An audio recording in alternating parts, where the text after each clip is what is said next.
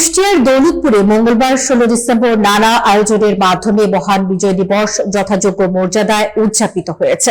সূর্যোদয়ের সঙ্গে সঙ্গে 31 বার তোপধ্বনির মাধ্যমে দিবসের আনুষ্ঠানিকতা শুরু হয়। দৌলতপুর প্রতিনিধি মোহাম্মদ বাপ্পি হোসেন জানান, পরে উপজেলা চত্বরে অবস্থিত মুক্তিযুদ্ধ স্মৃতিসৌধে উপজেলা নির্বাহী অফিসার অনিন্দ্য গুহ পুষ্পস্তবক অর্পণ করেন। এই সময় উপজেলা প্রশাসন, মুক্তিযোদ্ধা সংসদ, পুলিশ প্রশাসন, রাজনৈতিক দল ও বিভিন্ন সামাজিক ও সাংস্কৃতিক সংগঠন শহীদদের প্রতি শ্রদ্ধা নিবেদন করে। সকাল 9টায় উপজেলা পরিষদ চত্বরে জাতীয় পতাকা উত্তোলন, কুচকাওয়াজ, ডিসপ্লে প্রদর্শন এবং পুরস্কার বিতরণ অনুষ্ঠিত হয়। এরপর উপজেলা মিলনায়তনে বীর মুক্তিযোদ্ধা ও শহীদ পরিবারের সদস্যদের সংবর্ধনা প্রদান করা হয়।